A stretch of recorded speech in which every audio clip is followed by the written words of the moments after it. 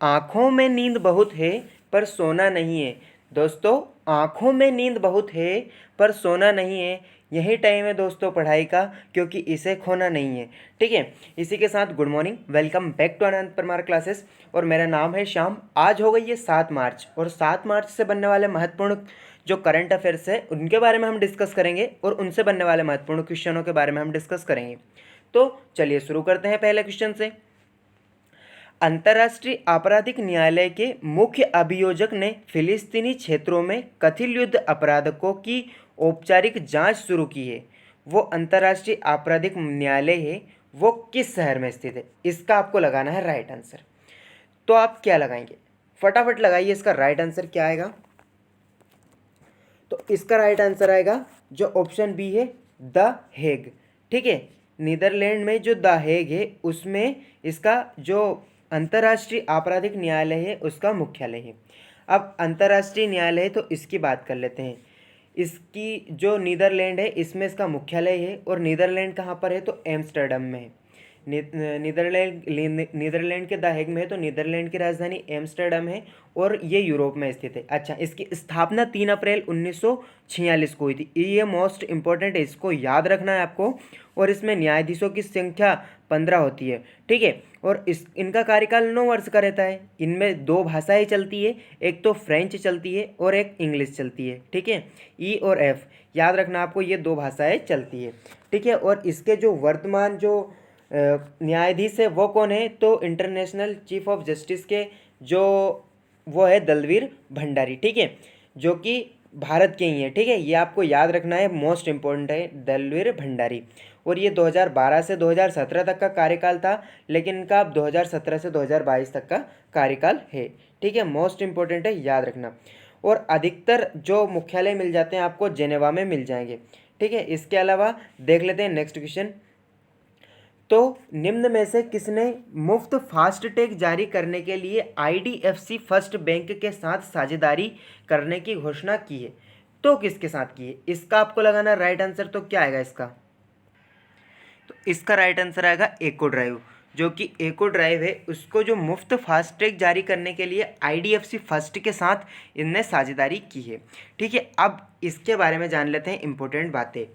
तो जो फास्टैग है उसका उपयोग एचपीसीएल पंपों पर ईंधन खरीद के लिए संपर्क रहित भुगतान के लिए उसका उपयोग किया जाता है। और ये जो फास्टैग है ये मतलब जैसे कि रोड होता है उस पर जो आपको जगह जगह दिख जाते हैं टोल टैक्स, उन पर फास्टैग के लिए इसको सुविधाजनक रहेगा, ये इसके लिए इनको रखा गया है। ठीक है, अब जान लेते हैं बैंकों से बारे में कुछ इंपॉर्टेंट बातें। तो क्या बात है, गूगल पे इंडिया के जो एडवाइज़र है वो कौन बने हैं? तो शिखा शर्मा बनी है। ठीक है, और जो जम्मू एंड कश्मीर बैंक है उसके एमडी जुबैर इकबाल बने हैं, ये इंपॉर्टेंट है। और इसके अलावा जो कि सीबीएसई है उसका अध्यक्ष मनोज आहूजा को बनाया गया है। जो सड़क परिवहन और राजमार्ग है उसका सचिव गिरिधर अरमाने को बनाया गया है। पीएनबी हाउसिंग फाइनेंस है उसका जो एमडी है उसे नीरज व्यास को बनाया गया है। पेटीएम जनरल इंश्योरेंस लिमिटेड के एमडी और सीईओ विनोद अरोड़ा को बनाया गया है। ठीक है, इसके अलावा जो कर्नाटक बैंक है उसके एमडी और सीईओ महाबलेश्वर एमएम को बनाया गया है, और गूगल क्लाउड के नए सीईओ करण बाजवा को बनाया गया है। इसके अलावा बजाज ऑटो जो आलियांज है उसका एमडी और सीईओ राहुल बजाज को बनाया गया है। इतना सफिशिएंट है मेरे को लगता है इस क्वेश्चन के लिए। तो अब देख लेते हैं नेक्स्ट क्वेश्चन। तो मार्च 2021 में निम्न में से किस आईआईटी ने ड्रोन रिसर्च के लिए एक अत्याधुनिक केंद्र का उद्घाटन किया है? तो वो किसने किया है? आपको इसका राइट आंसर लगाना है, क्या आएगा? चलो मैं ये बता देता हूँ। इसका राइट आंसर आएगा जो आईआईटी रुड़की है, इसने इसका उद्घाटन किया है, जो कि ड्रोन रिसर्च है। ठीक है, ये अत्याधुनिक है। इसके अलावा इससे इसकी जो उनकी पहली सिल्वर जुबली है, रीयूनियन के अवसर पर उनने 1994 बैच के जो पूर्व छात्र हैं उनको 1 करोड़ रुपए की सीड फंडिंग प्राप्त की है। ठीक है, और जो इस केंद्र में ड्रोन विकास और एंटी ड्रोन तकनीक सहित ड्रोन प्रौद्योगिकी के कई पहलुओं पर ध्यान दिया है और उनकी जो शोध किया है। ठीक है, तो अब देख लेते हैं नेक्स्ट क्वेश्चन। तो वॉशिंगटन स्थित फ्रीडम हाउस के अनुसार भारत की रैंक क्या है? तो क्या है भारत की रैंक? लगाइए फटाफट राइट आंसर।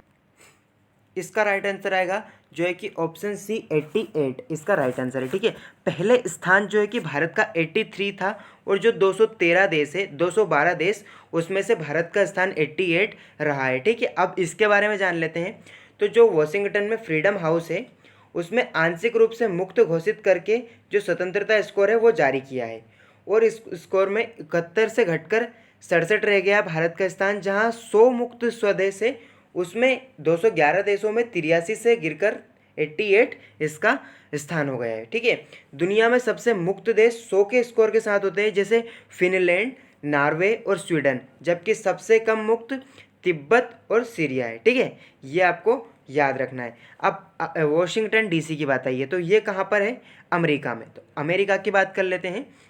ये राजधानी अमेरिका की वॉशिंगटन डीसी, और राष्ट्रपति कौन है? तो जो बाइडेन है। और इससे पहले कौन थे? डोनाल्ड ट्रंप थे। ठीक है, इसके अलावा उपराष्ट्रपति कमला हैरिस है जो, और इसके पहले माइक पेंस थे। ठीक है, ये विदेश मंत्री भी थे उस समय के। ठीक है, आईएमएफ और वर्ल्ड बैंक का जो मुख्यालय है वो वॉशिंगटन डीसी में है, और सबसे बड़ा शहर जो कि न्यूयॉर्क है वो हडसन नदी के किनारे स्थित है। ठीक है, अच्छा, तो ये अब जो बाइडेन है ये है, तो ये किस पार्टी से बिलोंग करते हैं? तो ये डेमोक्रेटिक पार्टी से बिलोंग करते हैं। इसके अलावा जो डोनाल्ड ट्रंप थे वो रिपब्लिक पार्टी से। यहाँ पर दो ही पार्टी चलती है, एक तो रिपब्लिकन पार्टी और एक डेमोक्रेटिक पार्टी। ठीक है, इसके अलावा देख लेते हैं, अभी जो हाल ही में विदेश मंत्री बने हैं वो एंटोनियो ब्लिंकन बने हैं, और जो वित्त मंत्री वो जेनेट येलेन बनी है, और जो इसकी सीनेट है उसकी अध्यक्ष नैन्सी पेलोसी बनी है।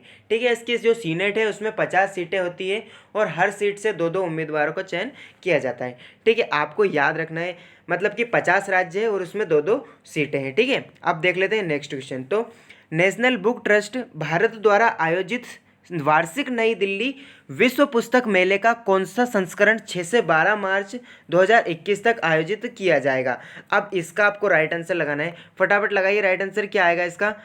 तो इसका आएगा जो 29वां संस्करण किया गया है। ठीक है, इसका जो नेशनल बुक ट्रस्ट है, इसका जो वार्षिक नई दिल्ली पुस्तक विश्व मेले का जो आयोजन है वो 29वां किया जा रहा है। ठीक है, अब जो राष्ट्रीय नई शिक्षा नीति आई है, इसके तहत इस मेले में इसका आयोजन किया गया है। ठीक है, तो नई शिक्षा नीति है उसके बारे में आपको मैं पूरी डिटेल दूंगा। ठीक है, तो जो नई शिक्षा नीति आई है वो कब आई है? तो वो आई है 29 जुलाई को। कितनी को? 29 जुलाई 2020 को। ठीक है, इससे पहले कब आई थी? तो वो आई थी 1986 में। ठीक है, ये आपको याद रखना है, और ये 34 वर्ष बाद अभी हाल ही में ये चेंज हुई है। अच्छा, पहले क्या थी? तो पहले वो थी 10+2 वाली, और अब भारत में अब कौन सी आई है? तो वही है 5+3+4। ठीक है, 5+3+3+4। ठीक है, ये प्रणाली आई है। अच्छा, पहले जो जीडीपी थी उसका शिक्षा में 1.8 खर्च लगता था, और अब जीडीपी का जो रहेगा 6% भाग लगेगा। ठीक है, जो अच्छा, शिक्षा की बात है तो शिक्षा का अधिकार 86वें संविधान संशोधन जो कि 2002 में हुआ था। इसके अलावा इसे 21A में रखा गया है, अनुच्छेद 21A में। ठीक है, जून 2017 में नई जो शिक्षा समिति है वो के कस्तूरीरंगन समिति, जिसके अध्यक्ष के कस्तूरीरंगन ही थे। ठीक है, और इसके अलावा जो कि फाउंडेशन स्टेज है वो शिक्षा कोर्स उसको एनसीईआरटी के तहत चलाया जाएगा।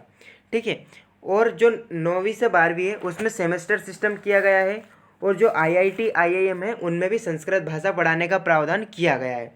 ठीक है, अब देख लेते हैं नेक्स्ट क्वेश्चन।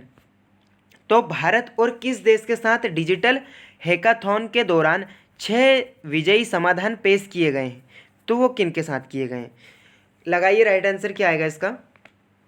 इसका राइट आंसर आएगा ऑप्शन डी, जो स्वीडन के साथ जो डिजिटल हैकाथॉन है उसके दौरान 6 विजयी समाधान को किया गया है। ठीक है, इसको पेश किया गया है। तो वो अब इनके बारे में पहले डिटेल जान लेते हैं।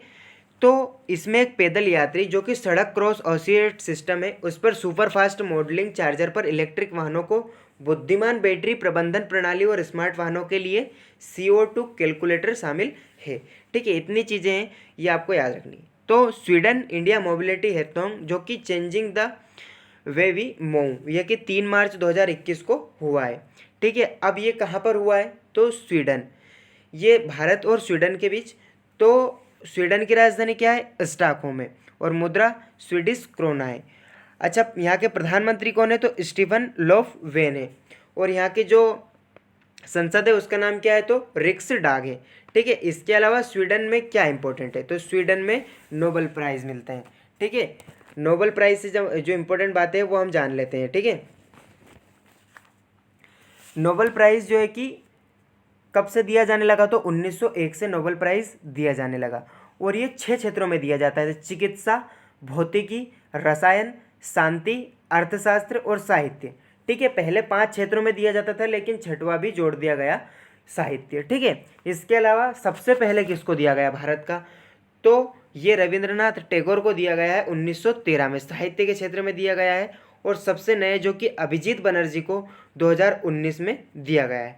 ठीक है, जो मैथमेटिक्स का अर्थ नोबल है वो किसे कहते हैं, तो वो एबल प्राइज को कहते हैं। और शांति का नोबल नार्वे में दिया जाता है, ओस्लो में। इसके अलावा जो अन्य सारे ही नोबल है वो सारे स्वीडन में दिया जाते हैं, यानी कि रिक्सडाग में।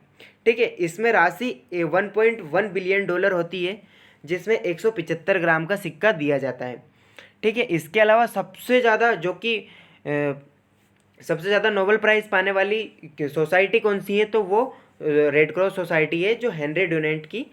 इसको जो 1917, 1944 और 1963 सबसे ज़्यादा बार इसको ही मिला है। ठीक है, इसके अलावा देख लेते हैं नेक्स्ट क्वेश्चन।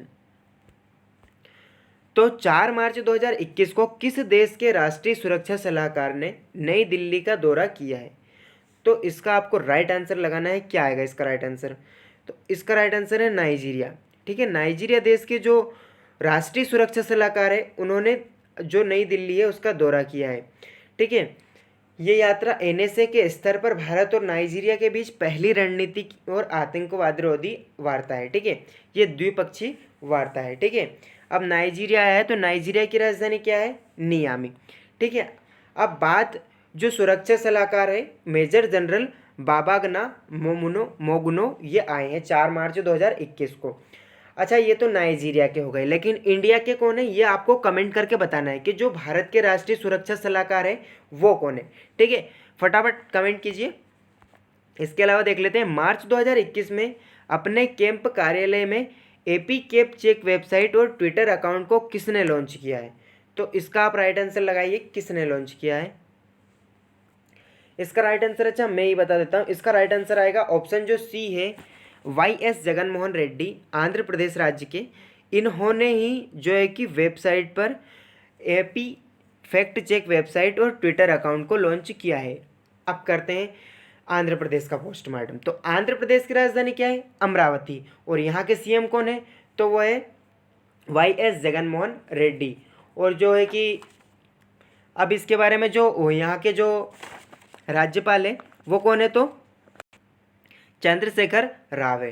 ठीक है, इसके अलावा क्या बात इंपॉर्टेंट है, तो सबसे पहला भाषाई आधार पर गठित होने वाला 1953 में 1 अक्टूबर 1953 में इसे पहला राज्य बनाया गया था। यहाँ पर देख लेते हैं प्रमुख राष्ट्रीय उद्यान कौन से हैं, तो वो वेंकटेश, महावीर हरिनावन, मृगवानी और राजीव गांधी, नामदफा और मोलिंग।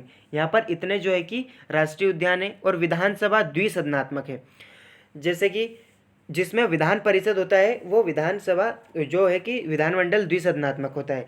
विधानसभा की 176 सीटें हैं, लोकसभा की 25 सीटें हैं, विधान परिषद की 50 सीटें हैं और राज्यसभा की 11 सीटें हैं। आपको ये सब याद रखना है। ठीक है, इसके अलावा